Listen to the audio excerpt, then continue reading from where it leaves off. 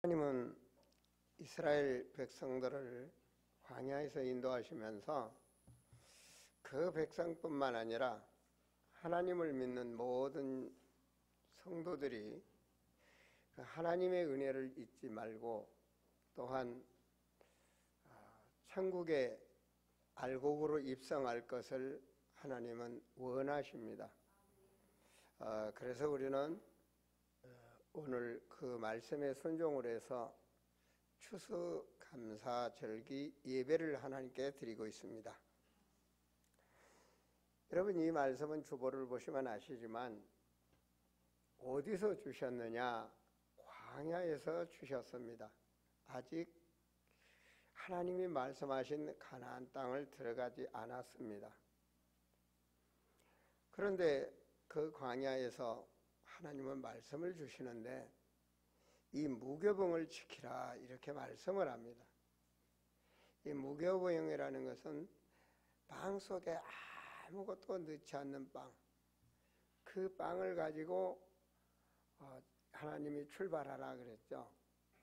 왜냐, 여러 가지를 넣으면 부패되니까 그 순수한 이 말씀은 뭐냐, 애굽에서 출애굽할 때 무교병 절기와 무교절 절기와 유월절 절기는 똑같은 뜻입니다. 예수 그리스도의 그 어린 양의 피를 문설주에 바를 때 적이 꺾이는 겁니다. 그래서 애굽의 모든 흑암이 꺾이고 노예에서 해방받는 역사가 일어납니다. 그래서 그 뜻을 알도록 항상 하나님께서는 나 올 때까지 이 절기를 지키라, 영원히 지키라 이렇게 말씀하십니다. 신약의 요한복음 1장에서는 그 유월절 어린 양이라고 표현합니다. 누가? 예수 그리스도가 그 유월절 어린 양으로 오셔서 우리 인간의 모든 죄를 대속하신다는 것이죠. 그래서 항상 절기 때마다 저희는 성찬식을 합니다. 성찬식에는 말씀과 그리고 여러분이 알다시피 떡과 포도주가 있습니다. 포도주는 십자가에서 우리를 죄에서 속여 주셔서 새 생명을 주신 의미에 그 십자가의 피를 흘리며 포도주를 먹게 되고요. 그래서 성찬에 항상 포도주를 한 것이고, 떡은 뭐냐? 말씀입니다. 말씀. 하나님께서 주신 언약을 잊지 말라는 것입니다. 그래서 우리가 회개할 때 우리가 이 성찬식 참여할 때 우리를 자신을 살피고 이런 말씀이 나오는 것은 내가 구원받은 성도로서 세상에 치에 살았음을 회개하고 전도자의 사명을 감당할 수 있도록 증인으로 서겠다고 하나님께 서약하면서 말씀 안에서 성찬식을 하는 것이죠. 오늘 특별히 무교절을 지키라 이 말씀은 십자가에서 우리를 위하여 피 흘려 죽으신 예수 그리스도 그 은혜를 잊지 말라는 것입니다. 로마서 8장 2절 말씀 보면 그리스도 예수 안에 있는 생명의 성령의 법이 죄와 사망의 법에서 해방했다라는 말씀이 있습니다. 그리스도 안에서 우리는 이 새 생명을 얻게 되는 것입니다. 새 생명을 가진 자만이 하나님께서 주시는 축복을 누릴 수가 있습니다. 하나님의 사람은 생존권과 물질권과 자유권을 누리는 것이 노예에서 해방받는 것입니다. 노예라는 것은 모든 것을 다 잃어버리고 사는 삶입니다. 사랑하는 성도들이요, 많은 사람들이 천만년 살 것처럼 열심히 그리고 누리면서 산다고 열심히 삽니다. 그런데 인생이 100살이에요. 그런데 99살 먹은 사람도 천만년 살 것처럼 생각하고 삽니다. 그런데 70, 80 그날의 인생이 가는 날이 언제인지는 모르지만 그냥 하나님 말씀에 보면 인생은 풀과 같고 꽃과 같다 그럽니다. 오늘 특별히 하나님은 알곡을 준비하라는 천국 입성의 알곡으로 들어가기 위해서 잊지 말라고 말씀을 하시죠. 저는 오늘 오후 예배가 끝나면 이제 서울대 요양병원 요 앞에 있는 그 병원에 가서 예배를 인도하실 텐데, 그 예배 때 보면은 다 몸에 거동이 불편하신 분들이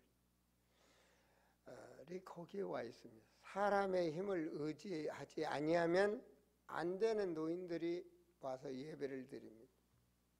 그분들에게도 청년 시절이 있었고 또한 장년 시절이 그분들에게 다 있었다는 사실입니다. 여러분, 이러한 절기를 지키면서 여러분 자신이 스스로 태어나에서부터 장년부까지 자기 이치를 확실히 확인하고 발견하고 그리고 남은 인생을 누릴 수 있다면 오늘 예배의 성공자라고 저는 말씀을 드릴 수가 있습니다. 하나님께서는 이 출애굽을 하면서 출애굽 20장에서는 신의 산으로 불러다 놓으시고 제일 먼저 언약을 주시는데 그게 십계명입니다. 십계명 중에 1계명이 뭐냐? 애굽에서 너희를 인도한 하나님을 잊지 말라는 것입니다. 신중의 신, 누가 애굽에서 그 애굽에서 노예에서 해방시킬 수 있으며 누가 그 광야를 그 홍해를 건너며 광야에서 40년 동안 살게 할 수 있는 능력이 누가 있느냐 이 말입니다. 우리 사랑하는 성도들이여, 악한 마귀 권세에서 나올 자는 아무도 없습니다. 그 권세에서 하나님은 우리를 해방시켜 주시고 하나님의 자녀로 삼아 주시고 우리를 구원시켰다는 그 은혜를 다시 한번 오늘 재충전하는 역사가 있기를 바랍니다. 여러분의 영성이 회복되는 그런 역사가 있기를 바랍니다. 항상 영성을 가진 자만이 영감 있는 인생의 삶을 살며 성령 인도를 받을 수가 있는 것입니다. 영성에 말씀드린다면 지난 제가 수요 예배, 금요 예배 때 하나님의 말씀을 받으며 은혜를 받았습니다. 여러분, 한난 목동의 아들인 요셉이 37장에 기도하다가 1절에서 11절에 보면 해와 달과 별이 내게 절하더이다 하는 영감 있는 꿈을 꾸게 됩니다. 보통 영감이 아니죠. 나를 하나님이 전 세계의 전도자로 하나님이 세웠다는 것, 나 같은 인간이 하나님께 영광 돌릴 수 있는 증인으로 세웠다는 것, 그는 그 이후로 그 어떤 염려도 근심도 한 적이 없습니다. 죽어도 주를 위하여 살아도 주를 위하여 하나님의 영광을 위하여 산다는 자세로 그는 노예에서도 불평한 적이 없었고 감옥을 가서 죽음 앞에 있어도 그는 염려하지 않았고 오직 그 신앙은 흔들리지 않았습니다. 그 영성이 보잘것없는 노예요 감옥살이한 요셉은 애굽의 총리로 변화되는 역사가 일어납니다. 그뿐이 아닙니다. 여러분, 다윗이 뭐하는 사람이었습니까? 다윗은 목동이 때문에 모든 쓰는 것이 목동에 관한 말을 많이 쓰며 목자란 단어를 많이 씁니다. 또 푸른 풀밭이라는 것을 많이 찾습니다. 그 인생의 어린 시절이 그 푸른 풀밭을 찾아서 목동으로서 양을 인도했기 때문에 그런 거죠. 그런데 그가 소년 시절에 사무엘로부터 세례를 받으면서 하나님의 영에 감동했다라고 말합니다. 그는 목동이지만 그 현실 속에서 구별된 그 영성을 잊지 않았습니다. 그가 전쟁터에 갔을 때 형들이 말했습니다. 이 어린 것이 이 전쟁터에 네가 죽고 사는 여기에 구경 왔느냐라고 뭐라고 그럴 때 그 어린 소년은 가슴에 담은 말을 합니다. 내가 어찌 여기에 올 이유가 없겠느냐고. 그는 항상 그 영감을 통해서 나는 이스라엘의 최고의 지도자요 세계의 증인으로 설 수 있다는 그 확신을 잊지 않았다는 말입니다. 그 어린 소년이 골리앗 장군과 싸울 때도 그가 하는 말은 다릅니다. 뭐라고 말합니까? 과연 여기에 그만한 고백을 할 수 있는 증인들이 있을지 나는 한번 생각해 봅니다. 전쟁은 여호와의 손에 있다라고 말을 합니다. 앞에서 죽음이 앞에 있는 그런 전쟁터에 그것도 골리앗 장군 앞에서 전쟁은 여호와의 손에 있다. 그 말은 자기 자신이 전능한 하나님의 영성 있는 증인이라는 사실입니다. 끝까지 오늘 여호와께서 하시는 일을 보라고 말을 합니다. 하나님은 그를 붙여보사 내가 너를 영원한 여호와의 집으로 삼겠다고 하시고 왕 중의 왕 최고의 왕으로 다윗은 변화됩니다. 이런 증거를 시간이 허용한다면 끝이 없이 할 수 있겠죠. 이사야도 다니엘도 바울도 다 이렇게 영성을 받음으로 인해서 영감 있는 인생에 살아가면서 승리자가 됩니다. 여기는 지금 태양하에서부터 장년부까지 예배드리는데 각 사람이 자기 현실 속에서 하나님의 살아계심을 그 임마누엘을 그리고 나와 함께 하심을 그 영성을 회복한다면 부족한 것도 부유한 자가 되고 어려운 것도 감사로 인생은 살아가며 승리자가 될 수가 있는 것입니다. 오늘 하나님께서는 이것을 잊지 말라라고 절기를 지키라. 두 번째 절기는 무슨 절기를 지키라고 그랬습니까? 말씀대로 보면 맥추절을 지키라 라고 말을 합니다. 자, 오늘 말씀이 나왔으니 맥추절을 지키라. 이는 내가 수고하여 밭에 뿌린 것에 첫 열매를 거둠이라. 그 앞절의 말씀 무교절을 한번 보여주시기 바랍니다. 예, 한번 보세요. 같이 읽어요. 너는 무교병의 절기를 지키라. 내가 내게 명령한 대로 아비멜의 정한 때 이래 동안 무교병을 먹을지니 이는 그 달에 내가 애굽에서 나왔음이라. 빈손으로 내게 앞에 나오지 말지니라. 그 말은 무슨 말입니까? 내게 은혜를 주신 하나님 앞에 은혜를 잊지 말라는 말입니다. 구원받은 그 하나님의 은혜, 전능하신 하나님의 하늘 보좌를 떠나서 이 땅에 육신을 오셔서 우리를 위하여 죄 없는 몸으로 십자가에 죽어주시고 그리고 부활하셔 하늘 보좌에 계신 그 하나님의 은혜, 그 많은 자 중에 나를 구원시켰다는 그 은혜를 잊지 말고 그 은혜에 하나님께 감사하며 예배를 드리란 말입니다. 그 감사의 표현이 여러분 강단에 보다시피 하나님 앞에 이렇게 풍성한 제단을 만들고 내 마음을 다하여 빈손으로 내 앞에 나오지 말라라고 말씀하고 계시겠죠. 세 번째로 수장절의 말씀을 보시면 추수감사 절기를 지키라 이렇게 말씀합니다. 여러분 수장절은 추수감사절기와 똑같습니다. 알곡이니까. 읽어볼까요? 수장절을 지키라. 이는 내가 수고하여 이룬 것을 연말에 밭에서부터 거두어 저장했다. 밭에서부터 거두어 저장을 했다. 저장이라. 여러분 우리를 하나님은 알곡이 되기를 원합니다. 이 영적인 것을 잘 못 알아듣기 때문에 하나님은 이러한 비유로 말씀을 하시는 것입니다. 영이 보이지 않기 때문에요. 그러나 예수님께서는 요한복음 15장에 하나님은 밭이라 그 농부는 씨를 뿌리고 알곡이 되도록. 그래서 나는 나무다.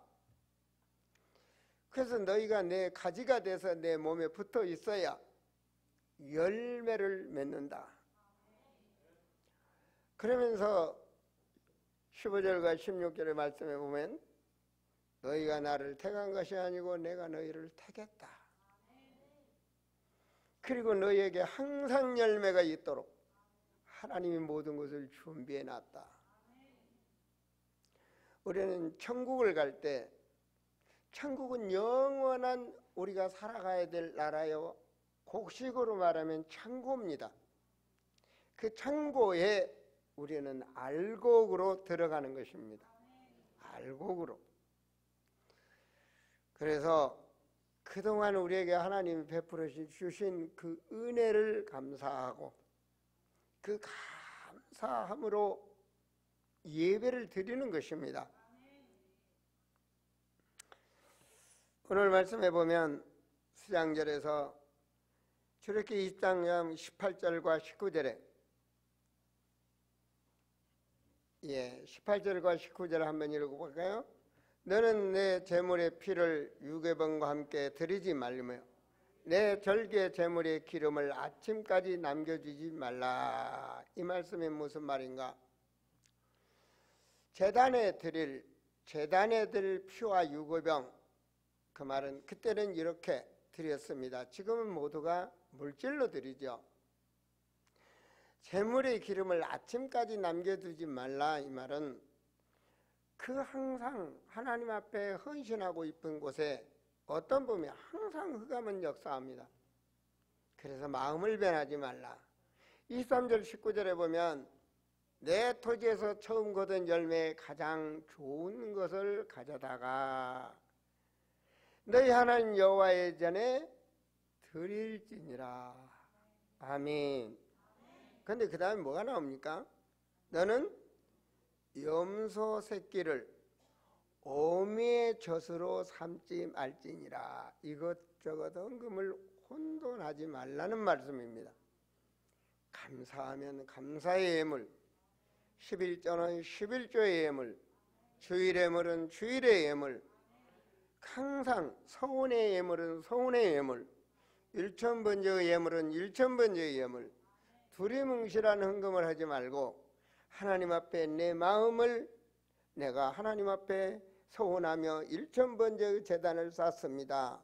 그 뜻의 의미가 있도록 감사하면 오늘 아니면 지나온 은혜를 생각하며 이것저것 감사한 마음으로 하나님께 그 감사 예물을 드리는 것이고, 주일날 예배를 나올 때는 하나님 앞에 빈손으로 오지 않기 때문에 주일의 예물을 드리는 것이고, 그렇게 이것저것 두루뭉실한 예물을 드리지 말고 확실한 마음의 자세로 신앙생활을 잊지 말라라고 절기 때 가르쳐 주시는 것입니다.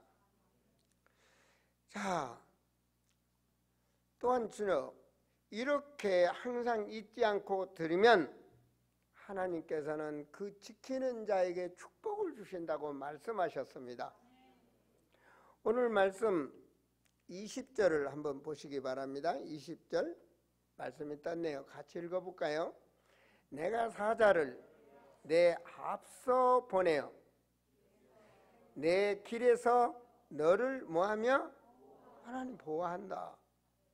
하나님의 사자를 앞서 너를 보호하며, 그 다음이 중요합니다. 너를 내가 예비한 곳에 이르게 하리니. 여러분, 이스라엘 백성이 가나안 들어갔습니까? 안 들어갔습니까? 들어갔습니다. 근데 광야에서 주신 것입니다. 광야에서 하나님께서 네 가는 길을 인도하고, 그래 가는 길이 어땠습니까? 요단도 가르고 대적들을 꺾고 여리송을 무너뜨리고 하나님이 하신다. 그 하나님이 지금도 잊지 말라는 것입니다. 믿을 때 역사가 일어납니다. 행함이 있을 때 하나님은 역사합니다. 네 가는 길을 주의 사자가 앞서가며 너를 보호하고, 그 다음에 뭐라 합니까? 우리 인생 미래는 천국이 보장되어 있다는 겁니다. 내가 너를 예비한 곳에 이르게 하겠다.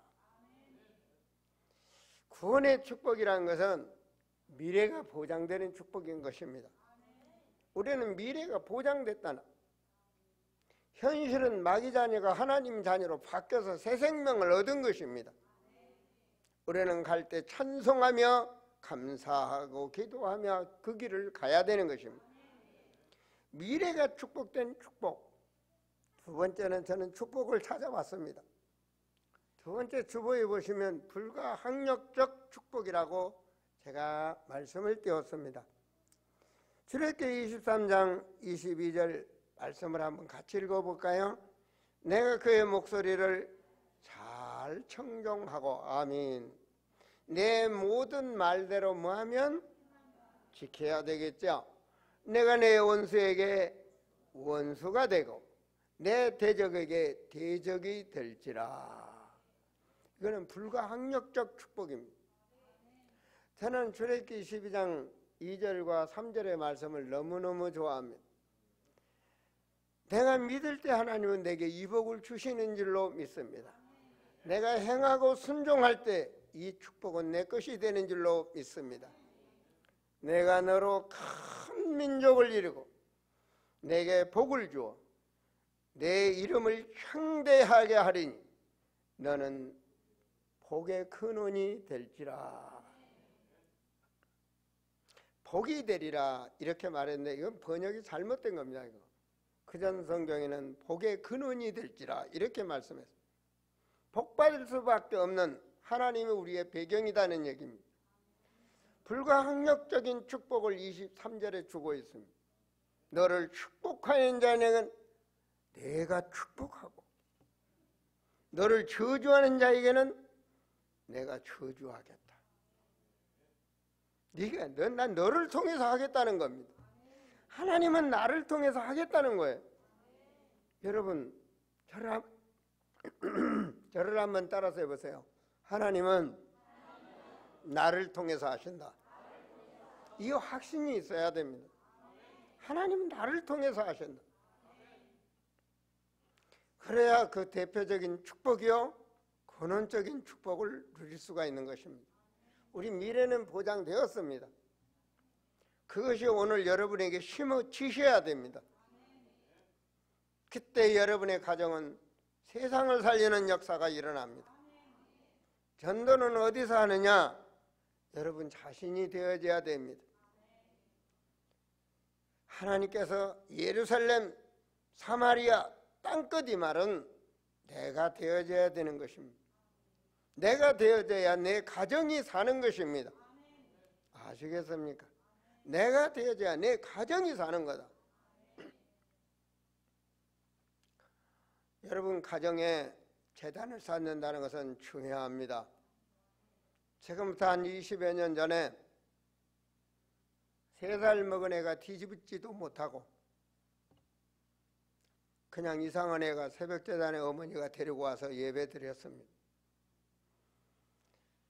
처음 본 성도, 자기 친정에 왔기 때문에 예배를 드리러 왔더라고요. 근데 자꾸 기도하는데 마음에 걸리는 거예요. 그래서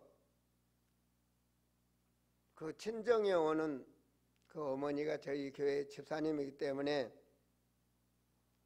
3번째 예배 드리러 왔길래 하나님께 간절히 기도하니까 희한한 일들이 많이 있더라고요. 그래서 물었습니다. 당신 집이 뭐하는 집이냐? 경기도 이천에 사는데 세상에 다니면서 남편이 희귀한 우상을 모아다가 우상을 만들어서 자기나 뭐 이런 걸 구워서 우상으로 만들어서 파는 직업을 한다. 그래서 자기 집에는 뺑돌레 세계 각국에 있는 희한한 우상들을 뺑뺑 돌려 놓고 있다라는 얘기를 하더라고요. 그래서 그러면 당신 남편의 아버지 되는 시아버지는 뭐 하는 사람이냐? 전라도 광주에 있는데 목사 장로님이라고 하는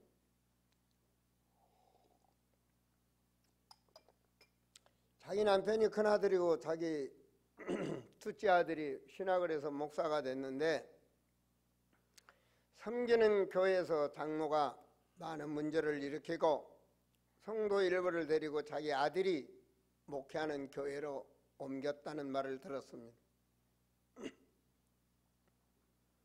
하나님이 내게 보여주시는데 당신 아들이 저주를 받고 있다. 이건 보통 저주가 아니라 당신 가정에 우상의 재단을 놓았기 때문에 사탄의 역사로 당신의 가정이 저주가 임하고 있는 것이다. 하나님이 저주를 주는 것이 아니라 마귀가 주고 있는 것이다. 어찌 장로가 이래서 안 되고, 또한 어찌 장로의 가문의 아들이 우상을 만들어 팔 수가 있느냐. 당신 가서 말해라. 주의 종이 그러는데 우상의 직업을 다 정리를 하면 이 아들을 하나님이 고쳐준다라고. 직업을 바꿔라. 장로의 자녀가 그래서야 되겠느냐라고 그렇게 말해줬습니다. 그리고 제가 강주에 있는 그 시아버지 장로에게 전화를 했습니다. 나는 아름다운 교회 목사인데 내가 새벽에 기도하니까 당신 가정에 하나님이 축복을 주시기 위해서 말씀을 주신다. 장로는 십자가에 주님의 피로 세운 교회를 지키고 세워가기 위해서 장로의 직분을 줬는데, 장로는 당신은 그 교회에서 장로의 직분을 받고 그 교회를 분열하여 인맥을 초월하지 못하고 자식의 교회를 살리기 위해서 당신의 행동을 한 것은 하나님이 노하셨다. 그러니 당신이 회개하라. 그 교회에 가서 성도들에게 회개하고 그리고 하나님 앞에 제단을 제대로 쌓아라. 그리고 당신 자녀 큰아들 우상 섬기는 일을 회개하면 당신 대대손손이 축복을 받는다라고 목사로서 엄하게 경고를 해줬습니다. 성령이 역사하셨어요. 목사가 제가 보니까 전화기를 듣는데 장로가 눈물을 흘리고, 목사님 감사합니다. 정말 제가 하나님 앞에 죄를 지은 것을 정말 회개하겠습니다. 그 장로님이 회개하고 그 역사가 그 가문에 임하니까 그렇게 천직으로 알았던 우상 섬기는 것을 모두 다 땅에다 갖다 묻고 경신이 일어난 거예요. 전 그때 당시는 몰랐습니다. 하나님이 그 예를 이렇게 세운 거예요. 그 친정에 와서 우리 교회에 데려왔는데 예물을 가지고 예물하고 떡을 해갖고 왔더라고요. 떡을. 제가 그걸 보면서 하나님은 우상 섬기는 것을 가장 싫어합니다. 우상이 자리 잡았다. 그 사탄의 역사하는 통로가 가문이 되는 것입니다. 여러분이 오늘 은혜를 받고 내가 여러분 가정에 제단을 쌓는다면 여러분의 가정은 성령에 충만한 가정이 일어납니다. 그것을 여러분 자녀들이 보고 배워서 체질이 돼서 미래를 살리는 축복의 증인이 되는 것입니다. 이것이 성경적입니다. 이것이 성경적입니다. 아버지가 상수리 나무에서 시간만 나면 기도하니 요셉은 그 뒤에 따라가서 그 기도를 배우며 체질이 돼서 전 세계를 살리는, 시대를 살리는 인물이 됩니다. 오늘 이 3대 절기가 하나님은 우리에게 축복을 주기 위해서 주시는 것입니다. 여러분, 이렇게 하나님은 우리에게 불가항력적인 축복, 재물의 축복, 또한 무병장수의 축복 모두가 약속하셨습니다. 출애굽기 23장 오늘 말씀입니다. 24절만 봐도 24절의 말씀, 자, 뭐라고 말합니까? 너는 그들의 신을 경배하지 말며 섬기지 말며 그들의 행위를 본받지 말고 그것들을 다 깨뜨리며 그들의 주상을 부수고 내 하나님 여호와를 섬기라. 그리하면 여호와가 너의 양식과 물에 복을 내리고 너희 중에 병을 제하리라. 그리하면, 이게 중요한 거 아니겠습니까? 우리는 전 세계를 살리기 위해서 선교재단을 만들고 있습니다. 세워가고 있습니다. 성경적 세계선교 BWM. 내년에는 저 세계의 우상의 진지, 석가가 나오는 진지, 인도를 무너뜨리는 역사가 일어날 줄을 믿습니다. 하나님께서는 지키는 자에게 경제적인 축복을, 무병장수의 축복을, 자녀들의 축복을 주신다라고 말씀에 되어 있습니다. 3대 절기를 잊지 말라는 것입니다. 그것이 무엇입니까? 구원받은 자의 하나님의 자녀라는 영원한 그 생명이 임재된 자임을 잊지 말라는 것입니다. 여러분은 하나님의 자녀입니다. 하나님과 늘 소통할 수 있는, 그래서 기도의 사람, 그래서 성령 인도를 받으세요. 기도는 왜 하느냐? 모든 걸 인도받게 있어요. 아버지가 해주시기를 바라고 기도하는 것입니다. 내 생각이 하나님의 생각으로 바꿔지도록, 내 계획이 아니라 하나님의 계획 속에 내 인생이 살아가도록, 그 하나님의 능력이 임재하도록 우리는 기도하는 것입니다. 그럴 때 하나님께서는 우리에게 충만한 은혜를 주시는데, 영력과 지력과 체력과 인력과 경제력에 그 힘을 공급해 주시는 것입니다. 그 힘으로 우리는 세상을 이기고, 오늘 권사님 기도 따라 우리는 이 세상에 우리 후대들에게 아름답게 남기고 가는 남은 자의 축복을 누릴 수가 있는 것입니다. 삼계절기의 신앙을 누리는 자는, 저는 생각해 봤습니다.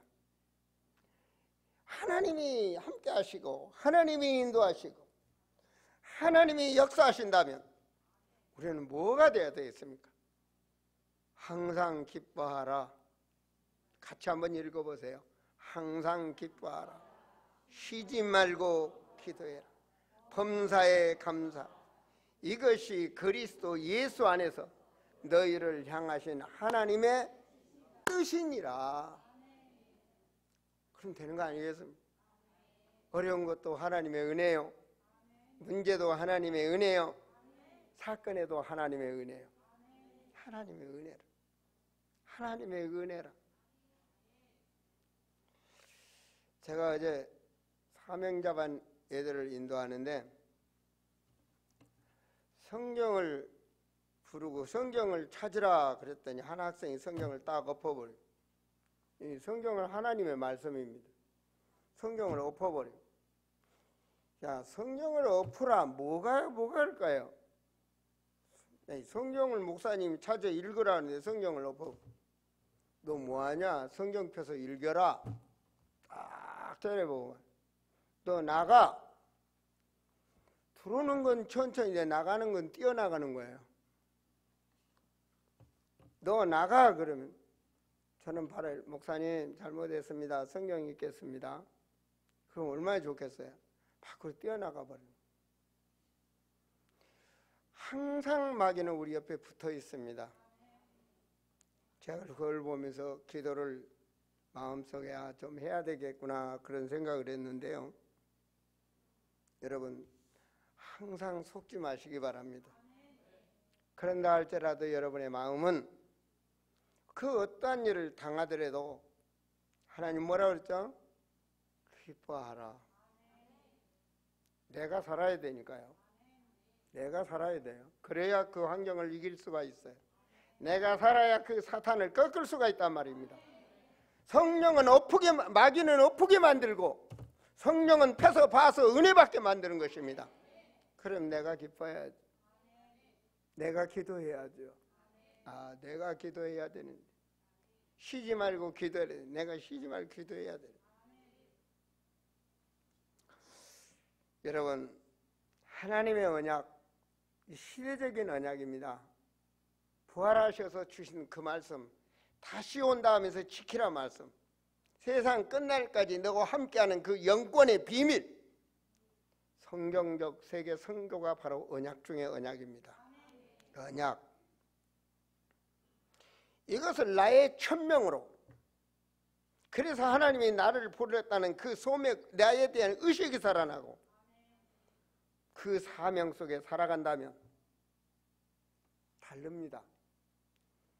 다른 사람 보는 거 상관없이 나는 하나님의 천명 속에 살아가는 사람. 내가 비록 이렇게 살지만 하나님은 나를 인도하고 있어. 나는 무식하고 부족하지만 하나님이 나를 항상 자부심이 따라옵니다. 전 세계 선교를 다니다 보면 박사님들도 많이 만나고 유명한 목사님도 만나고, 그래서 나는 항상 내 안에 절대 굴하지 아니하고 자부심, 또 유명한 지도자들을 만나도 내 안에 그러한 자부심, 나는 천명을 가지고 이 땅을 받고 있다. 모슬렘의 최고 지도자를 만나도, 마피아의 그 최고 두목을 만났을 때도 하나님이 나와 함께 했다는 자부심. 큰 목회를 하는 목사님들, 성도들이 많은 교회를 큰 목회라고 그러잖아요. 별 볼 일 없어요. 하나님은 두세 명 있는 교회도 역사하시고 많은 성도들이 있는 역사, 하나님, 큰 하나님, 적은 하나님 없어요. 그런 목사님들을 만나도 내가 하나님의 언약을 잡고 하나님이 내게 주신 대로 나는 행하고 있다는 자존심, 목사의 자존심 말이에요. BWM의 언약을 붙잡은 이 자존심, 절대 내 마음속에서 그 힘을, 그리고 항상 내가 잡는, 참을 수 있고 이길 수 있는, 그리고 나갈 수 있는, 나만이 이기고 나갈 수 있는 그 자긍심을 갖게 되는 것입니다. 왜? 천명을 내가 붙잡고 내가 그 일을 위하여 생명을 가지고 달려가니까. 바울이 그랬잖아요. 중요한 것을 붙잡았기 때문에 내 다른 모든 것을 배설물로 여긴다고. 내가 지금 이룬 것도 아니고 그 목적 천명을 이루기 위하여 나는 그 길을 달려가고 있다, 올인하고 있다는 말입니다. 나의 배경은 하늘 보좌의 배경이다. 멋있잖아요, 그죠? 하나님은 그를 붙잡아서 말씀을 주시고 어디에서든지 그와 함께 하셨다는 사실, 풍랑 가운데 역사했다는 사실. 그 말은 무슨 말입니까? 내가 사업이 아무리 어려워도, 내 환경이 아무리 어려워도 그 풍랑 속에서 하나님은 역사한다는 말. 오늘 말씀은 광야에서 주신 것입니다. 광야. 세상을, 우리는 지금 세상을 광야라고 말합니다. 문을 열고 나가면 세상에서 우리는 살아남을 자가 되어야 됩니다. 그 믿음으로 승리하셔야 됩니다. 여러분, 이때부터 여러분이 인생은 흔들리지 않는 것입니다. 일심, 전심, 지속. 그를 통하여 여러분의 가문이 살아나고, 여러분이 축복을 받으면 여러분의 가문이 살아납니다. 여러분, 절대로 상대를 탓하지 마세요. 내가 은혜 속에 되어지면 내 생각도 맑고 마음도 바꾸고 눈도 바뀌어집니다.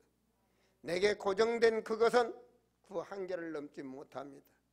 여러분, 애굽의 사람들이 노예 생활을 했는데 하나님 은혜의 홍해를 만나고 광야에서 메추라기와 만나를 먹으면서도 그 애굽의 노예 체질을 벗어나지 못하네.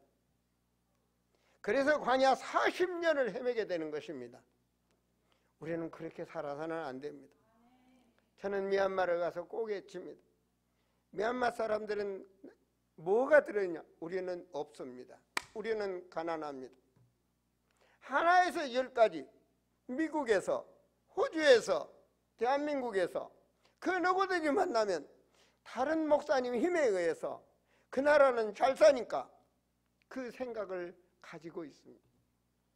저는 그걸 말합니다. 그것이 바로 거지 근성이고 바로 노예 근성이다. 당신들의 배경은 하나님이다. 당신들이 생각이 바뀌어야지. 교회당 지어주세요. 그럼 당신들이 힘대로 해라. 하나님 뭐라고 말했냐? 산에 가서 나무라도 갖다가 피워다가 지으려고 생각을 해봐라. 학개서 2장 6절 7절 8절에 뭐라고 말했냐? 그러면 내가 천지를 진동해서 하나님이 내가 하겠다 그러잖아요. 여러분, 우리는 우리의 생각을 바꿔야 됩니다. 하나님은 우주 만물의 주인입니다. 우리의 생각입니다. 너희는 모든 족속, 천하만민, 땅끝까지 이것이 우리가 깨어져야 됩니다. 한 번 왔다가는 인생입니다. 하나님이 죽으셨으면 모를까? 살아계신다라면 그러한 믿음과 확신을 가지세요. 광야에서 준 말씀은 역사에 분명히 이루어졌습니다. 그리고 그것이 영원히 지금 기념비로 남고 있습니다. 많은 사람들이 성지순례를 갑니다. 그렇다면 그 하나님은 영원하신 하나님, 저 천국도 보장되어 있고 우리의 가는 길도 하나님은 확실하시다는 사건입니다. 정말 오늘 3대 절기에 여러분의 영성이 살아나시기를 그리스도 이름으로 축원드립니다. 기도합니다. 하나님, 참으로 추수감사절기 하나님이 저희와 함께 하시고 우리를 천국의 하나님의 자녀 알곡으로 멸류관의 축복을 주시기 위하여 오늘 또 주의 종을 통해서 말씀을 주신 줄 믿습니다. 주여, 저들의 심령에 성령의 불길이 타라나게 하시고 말씀 안에서 확신을 갖게 하셔서 미래를 살릴 수 있는 그 영성을 갖도록 새 힘을 공급하여 주시옵소서. 주 예수 그리스도 이름으로 기도하옵나이다. 아멘. 우리 찬송합니다. 589장 우리 찬송하면서 예물 드리시겠습니다.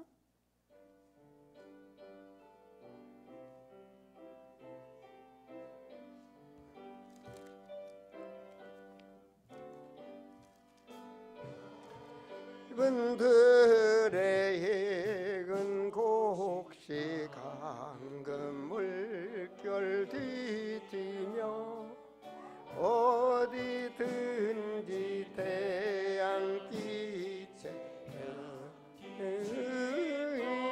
의하도다.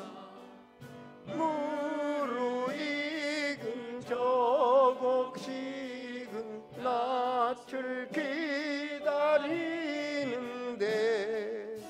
때가 지나가기 전에 어서 추수합시다. 추수할 거 많은 때에 일꾼 매우 적으니 열심히 있는 일꾼들을 주여 보내주소서. 무르익은 저 곡식 낯을 기다리는데 때가 지나가기 전에 어서 추수합시다. 먼동 틀 때 일어나서 일찍 들에 넣어가 항원 때가 되기까지 추수하게 하소서.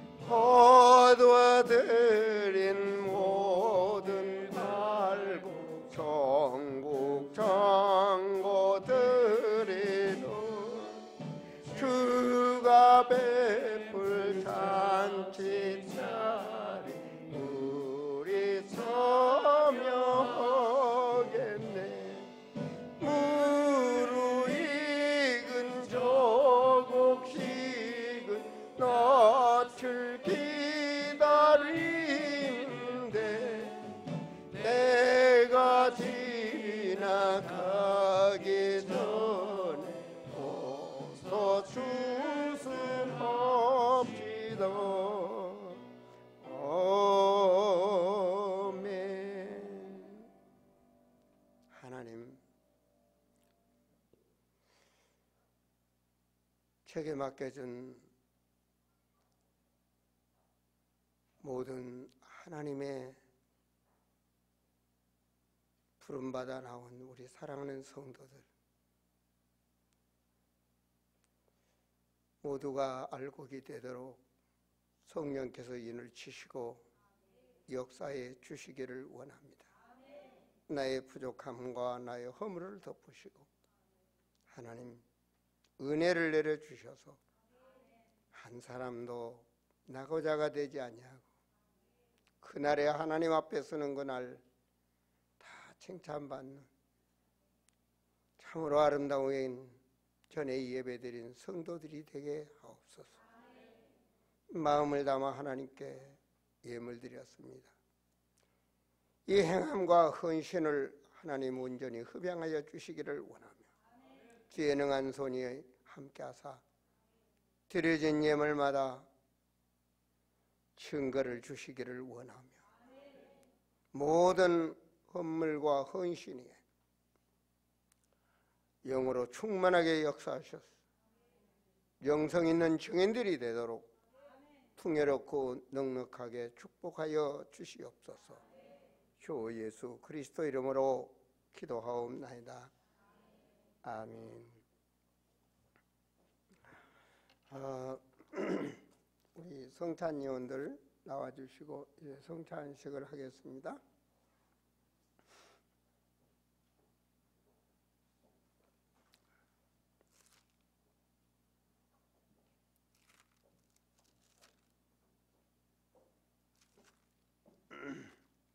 예, 거두세요.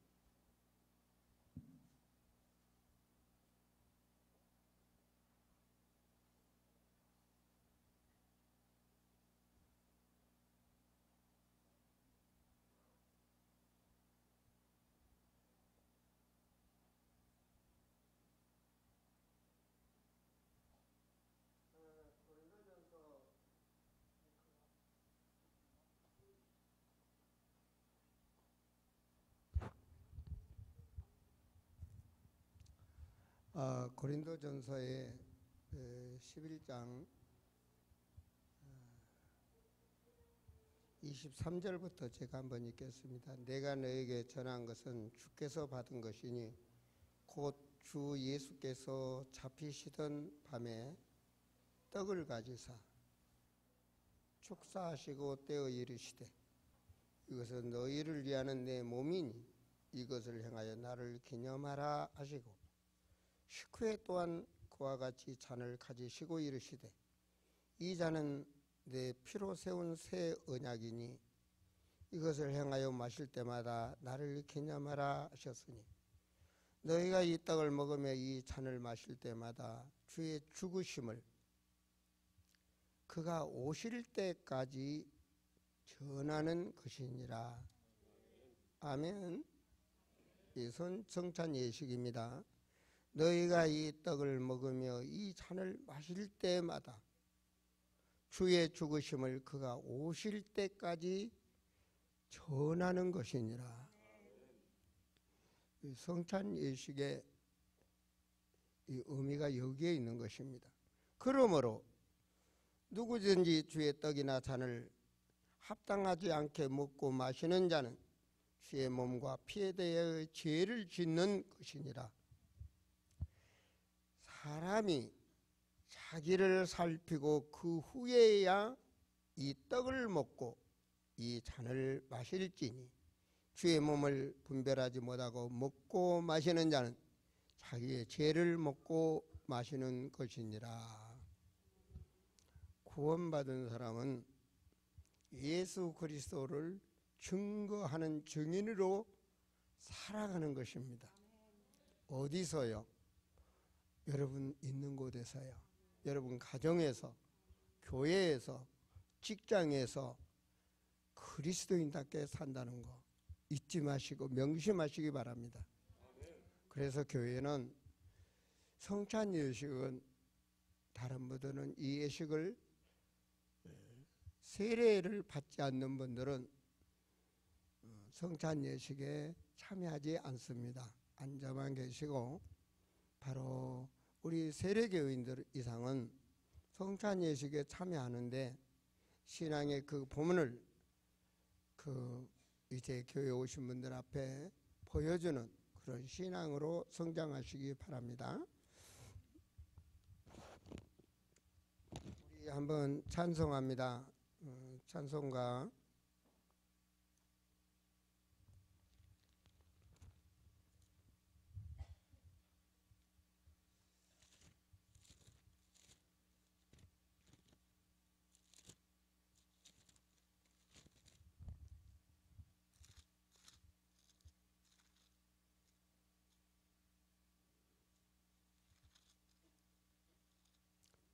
찬송가 몇 장 하죠? 책이 밖에는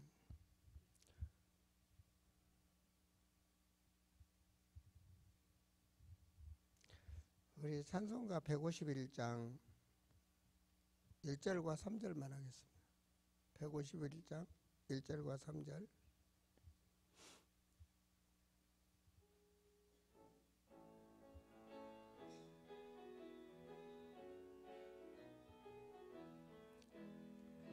왕의 내 주께서 왜 고초당했나? 이 벌레 같은 원리에 그 보혈 흘렸네. 십자가 내가 처음 볼 때 나의 맘에 큰 고통 사라져. 오늘 믿고서 내는 벌받네. 참 내게 품 영원하도다.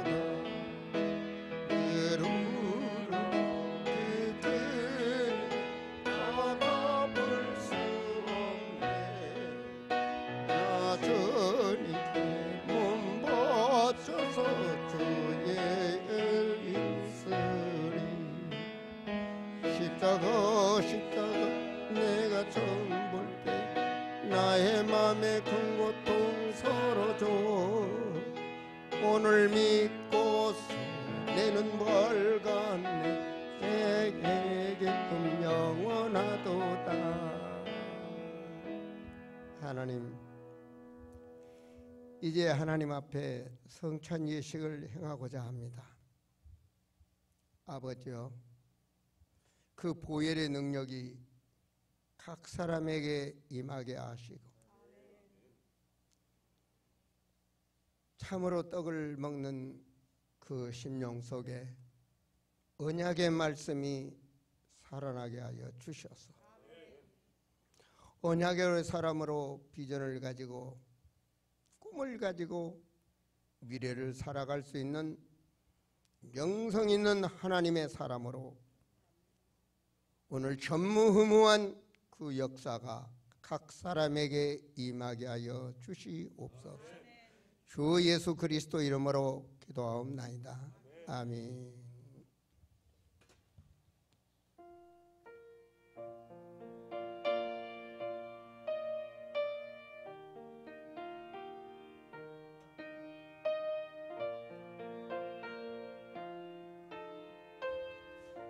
하나님, 포도주 잔을 들었습니다. 말씀대로 주님의 보혈의 피로 우리가 죄의 사함을 얻은 것을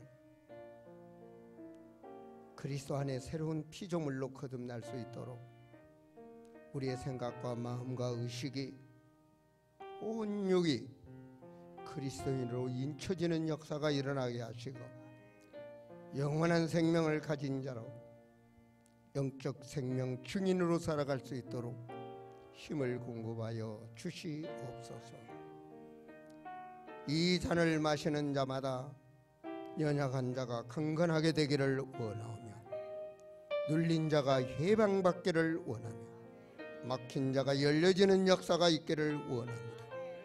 질병에 고통받는 자가 치유되기를 원합니다. 주여 주여 축복하여 주시옵소서. 주 예수 그리스도 이름으로 기도하옵나이다. 아멘.